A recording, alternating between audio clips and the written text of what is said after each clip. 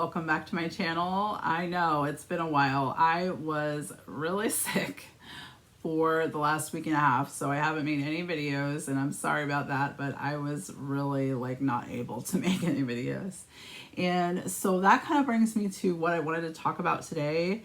You may or may not hear my dog and my children. They're playing outside right now, but so if you hear noises, that's probably what it is.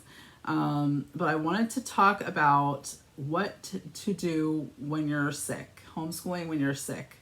And this is specifically about you, not really your children, because there's kind of a different set of things when your children are not feeling well, so they can't really do things, some of the things that I'm talking about now.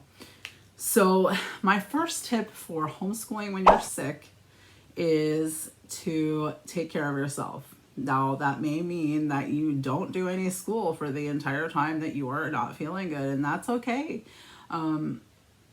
You're doing enough. Your kids are going to be just fine if you aren't able to do school. If you're not physically able to. The kids in public school and other schools, they have sick days too. Teachers have sick days. So definitely take that time if you need it and care for yourself. Make sure that you're caring for yourself for sure. So my second tip is to use educational apps and shows. So Homeschool Pop is a YouTube channel that does a lot of educational shows that we watch. There's a ton of them, and I'll try to link some below if I can, of the ones that we use a lot of. And also there's different apps that you can use on tablets. Now, I'm not a huge fan of constant tablet time and things like that, but sometimes you have to utilize that. So Khan Academy Kids is good, or Khan Academy, and there's a bunch of different other apps that you can use. And again, I'll try to link some below that are educational and that can really help if your kids are not ill and you are ill, to kind of tame them a little bit. Another thing that I also like to do is I like to have them read to me. Even if I'm in bed, they can sit there and they can read their book to me, so they can do read alouds with me. I can also use audiobooks for them to listen to stories, and then I can have them draw a picture of what they heard or write about what they heard in the story during that time. That's another good one. And then one thing that I kind of always have on hand is I use a lot of education.com and also Teachers Pay Teachers. There's a lot of different no prep packs on there that are just for a specific grade level. They're language arts, math. They have them for all different subjects.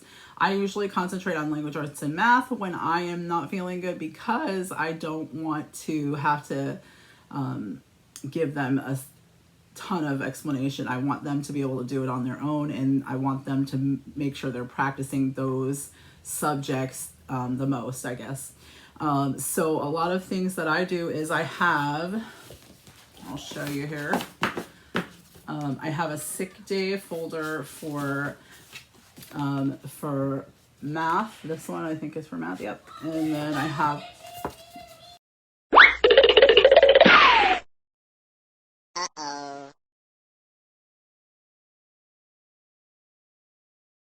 Okay, never a dull moment. The dog got the chicken feed open and started eating it and dumping it in the yard. So, sorry about that brief intermission. But anyways, I have these folders, and they're kind of filled with, some things are like reading. And then I've got just little worksheets, different stories for my son. And I have different ones for my daughter. I have things like this that they can really do without much help from me.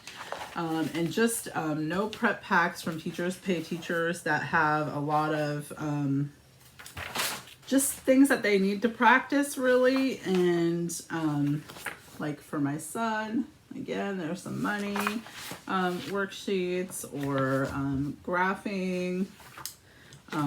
Time, things like that that I have in these that are already ready to go. They're already printed out, so I can just like take them out that day, you know, and just put them out and say, this is the work you have to do today. If I want them to do work, sorry guys, was outside fighting off the dog from the chickens. But that way I can just be like, this is what you need to get done, and they can pretty much do it on their own. So that is another thing that I always like to have that ready to go. That way I don't have to think about it. I can just pull a couple worksheets from, you know, the folder for my daughter, the folders for my son of math and language arts. And I can pair that with some handwriting that they can do that day, or something that they can do that they don't need a lot of instruction, but they might need to just kind of refresh or practice. So that is one of the things that I do. And the last thing that I do is I will just watch educational videos with them. Like I said, there's a lot of things on YouTube that are good. There's a lot of things on Curiosity Stream, or you know, even Hulu and stuff like that you can, or Discovery Plus. That's a good one that has different things for the kids. So those are all things that I can use to kind of occupy and help my kids to continue learning really while I am not feeling well. So I'm really glad to be back. Thank you so much for watching, and put down in the comments below what you do when you're homeschooling and you're ill and your kids are not ill, because sometimes it can be really hard not having anywhere for them to go so that you can actually rest, and you still want them to learn. But honestly, do not be afraid to stop and just say, you know what, let's let them figure it out what they're going to do and play, and you just rest, because that is often where a lot of creativity comes in for them. They get to do things that they don't normally do during the day, and they get to really be creative with things like maybe Magnetiles or Legos and stuff that they don't normally play with all the time. Every day during the day, maybe they can build something that they're really proud of, or things like that. So don't be afraid to get that rest that you need. Everybody takes sick days. Even when you are an adult and you're working, you can take a sick day. So definitely take care of yourself. I hope you guys stay healthy, and I will see you guys in the next one. Thanks. Bye.